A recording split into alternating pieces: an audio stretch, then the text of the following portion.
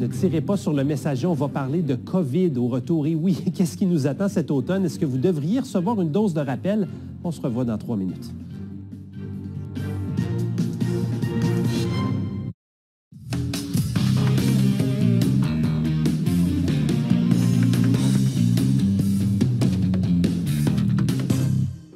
La COVID a pratiquement disparu des écrans radars dans les derniers mois et c'est tant mieux, mais pourtant le virus continue de circuler. D'ailleurs, on note une augmentation des cas et des hospitalisations depuis quelques semaines, tant en Ontario qu'au Québec.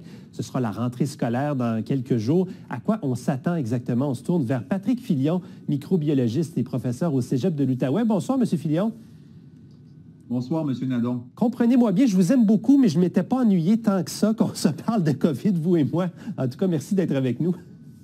C'est toujours un plaisir, puis je peux vous confirmer que moi aussi, c'était bien de prendre une petite pause parce que moins on me voit à la télé, mieux les gens se portent, je crois. Donc, c'est peut-être une mauvaise nouvelle pour tout le monde de me voir ce soir, mais restons positifs. Oui, restons positifs. On a beaucoup de choses à aborder ensemble. On va y aller un par un. Bon, on le disait, augmentation des cas dernièrement, là, ça commence à refaire un peu l'actualité. On reparlait de vaccins. À quoi on s'attend cet automne? Est-ce qu'on se dirige vers une autre vague de contagion, selon vous?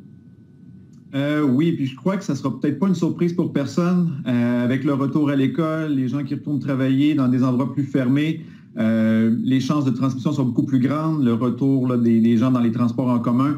Donc, c'est quelque chose auquel on doit s'attendre, peut-être de façon annuelle, avec comme la grippe, on le voyait par le passé. Donc, à chaque année, il y aura une augmentation du nombre de cas, peut-être à l'automne, avec des pics épidémiques sûrement là, au cours de l'hiver, dans les mois les plus froids. Donc, il ne faut pas s'en surprendre.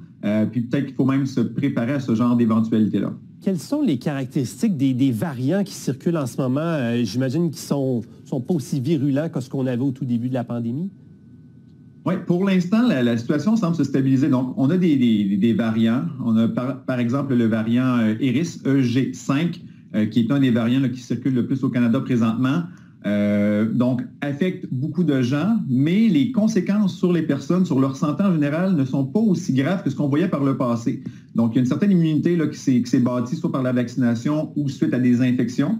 Donc, on résiste mieux au virus, mais il y a quand même des variants qui trouvent une façon de déjouer notre système immunitaire et de nous infecter.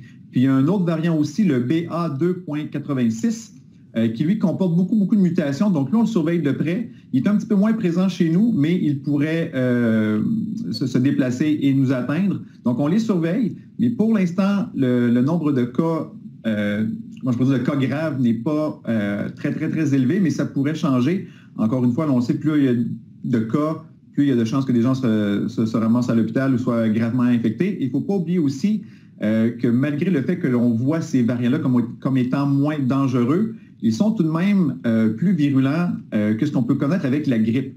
Donc, on parle déjà quand même de peut-être 1000 décès là, au Québec depuis le début de l'année, alors que la grippe, généralement, va emporter environ 300 personnes dans l'année au complet. Donc, moins virulents que les virus du départ, du début de la pandémie, mais ce sont quand même des virus à prendre au sérieux. OK, intéressant quand même. Bon, vous l'abordiez un peu. À peu près tout le monde a soit reçu une dose de vaccin ou attrapé la COVID, parfois même les deux. Est-ce que ça nous protège mieux contre ce qui peut s'en venir cet automne, cet hiver?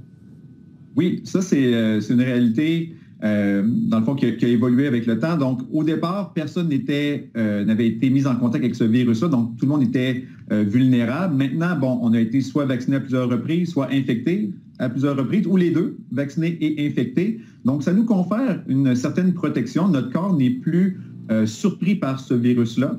Par contre, cette immunité-là, avec le temps, si on n'a pas d'infection, on va dire régulière ou de vaccin régulier, elle va diminuer un petit peu. Donc, c'est peut-être pas une mauvaise chose si vous en avez l'opportunité dans un avenir rapproché de vous faire vacciner, de recevoir une espèce de dose de rappel qui pourrait donner un petit boost à votre système immunitaire et vous armer un petit peu plus adéquatement face aux divers virus là, qui pourraient vous affecter. Donc oui, on a une meilleure, on va dire, couverture au niveau de la population, mais il faut quand même prendre les moyens pour mieux se protéger et éviter d'avoir là, des nombres de cas qui pourraient exploser comme on l'a connu par le passé et avoir là, des hôpitaux qui sont submergés par le nombre de patients qui arrivent. Justement, le vaccin sera à nouveau offert cet automne. D'abord, est-ce que c'est le même vaccin qu'on avait l'hiver dernier? Non, on est rendu à une troisième, on va dire, génération de vaccins. On se rappellera que le premier ciblait vraiment le virus, on va dire, original. Ensuite, on a eu un vaccin bivalent, donc qui contenait et l'original et une petite variante, je crois que c'était d'Omicron.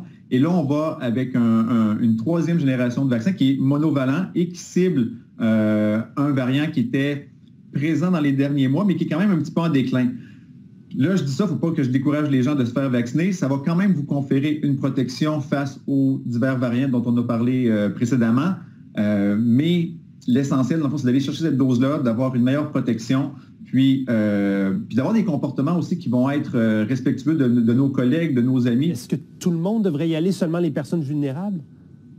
En priorité, c'est ça, bon, les gens qui travaillent dans le milieu de la santé, les personnes vulnérables, donc peut-être les personnes âgées qui sont immunodéprimées, qui ont des facteurs de comorbidité, mais tout le monde, dans un monde idéal, pourrait ou devrait recevoir ces doses de rappel-là, simplement pour qu'au niveau de la population, dans le fond, on a une meilleure couverture. Donc, en priorité, on cible les personnes les plus vulnérables qui risquent d'avoir les conséquences peut-être les plus graves, mais dans un monde idéal, tout le monde devrait y avoir accès pour qu'on puisse se protéger adéquatement.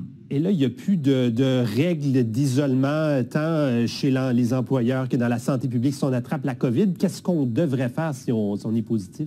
Peut-être maintenir une certaine distance, un peu comme on a connu là, au début de la pandémie. Donc, distanciation sociale, port du masque, qui est peut-être un des meilleurs moyens, hygiène des mains aussi. Donc, il faut vraiment adopter puis respecter ces règles-là. Dans les transports en commun aussi. Donc, on a une certaine proximité. Donc, on veut éviter de contaminer les gens. Puis, il ne faut pas que les gens voient le masque comme une espèce de retour en arrière, quelque chose de négatif. Ce sont des bonnes habitudes à prendre. Avant la pandémie, certaines régions du monde, certains pays avaient déjà cette, c'est pas une tradition, mais cette façon de faire-là. Quand on est infecté, on porte un masque pour se protéger nous, oui, mais protéger les autres. Donc, ce sont des bonnes habitudes d'hygiène à prendre. Donc, idéalement, on reste à la maison, on prend soin de nous, on se soigne, mais si on doit se déplacer, bien, on le fait avec un masque pour protéger les autres.